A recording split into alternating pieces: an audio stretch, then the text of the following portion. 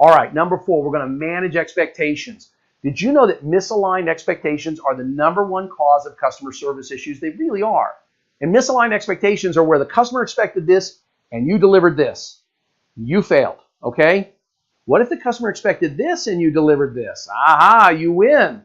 When you can align expectations early, that's the easiest way to avoid customer service issues. Now, I love this sign, and I've seen it in dozens of places. I've seen it in a computer repair shop. I've seen it in a restaurant. I've seen it in lots of places.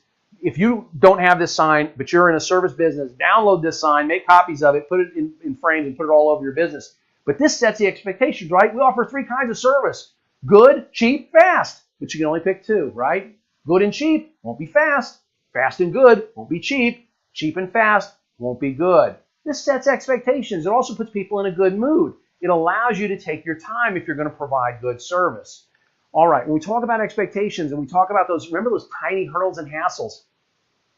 A lot of those are expectation things. See, if we can inform the customer in advance of these little hurdles and hassles, we can make their visit less contentious. So, I've just put away my credit card and the cashier asks, "Can I see your card?" Okay? It's a minor thing, but it's an artificial hurdle that they created by not telling me in advance, right? I put my card in the chip reader, and my card's in there, and nothing's happening, and then they go, "Oh, we're not using the chip yet." Put a little sign on there. Put tape over it where I can't use the chip reader. How about this one? You're at the gas station, and you keep trying the pump, and you go inside, and you say, "Hey, something's wrong with pump 3." And they say, "Oh, yeah, that pump's not working." Whew, okay?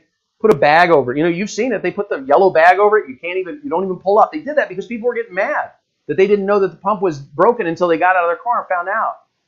How about this? You're in a Mexican food restaurant, and you say, "Oh, yes, and I'd like a side of guacamole," and then they say, "Oh, sorry, we're out of guac." Well, wait a minute. Why don't you tell me that when you first sit me down, right? Tell me the couple of things that you're out of so that you set my expectations.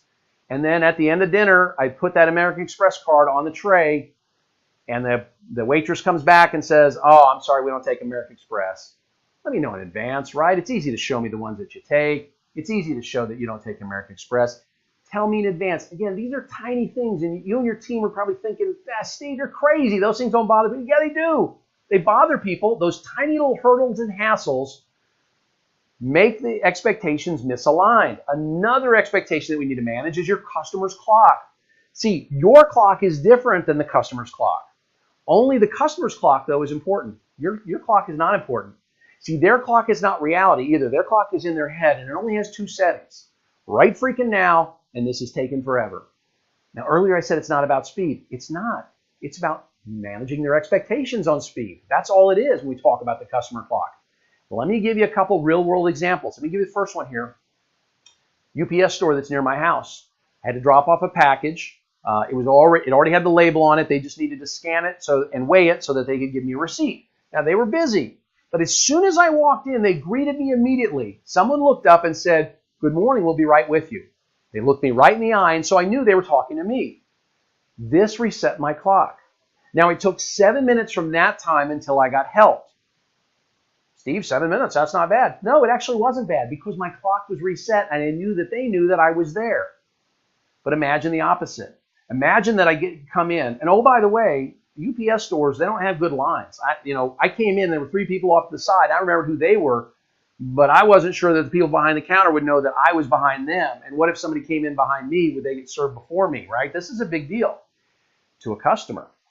So let's imagine the opposite. I walk in, and no one ever says a word to me, and it takes 7 minutes before I get help.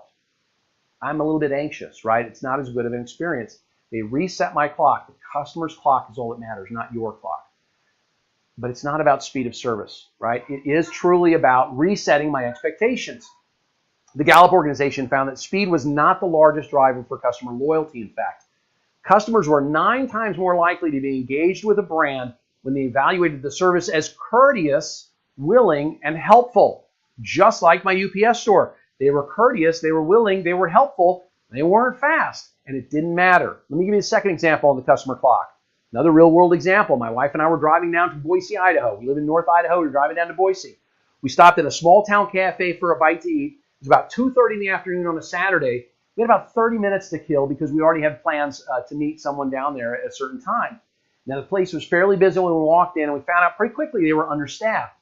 The manager's the one who seated us, and she told us about the packed house, told us that the service would be incredibly slow, that the kitchen would be slow, but she kept us informed throughout, okay? And I told you, we only had about 30 minutes to kill. We left that restaurant 2 hours later. We were satisfied, we were full, and I gave them a 5-star review online. Why? Because she managed my expectations. That's why. Had they not said anything, or had they tried to sugarcoat it, oh, we're going to be right with you, oh, we're a little backed up, right? No, she gave us the down and dirty. So we were able to call ahead and tell people we were going to be a little bit late. And it was no big deal then. Again, she managed the customer clock. That's the expectations. That's managing expectations.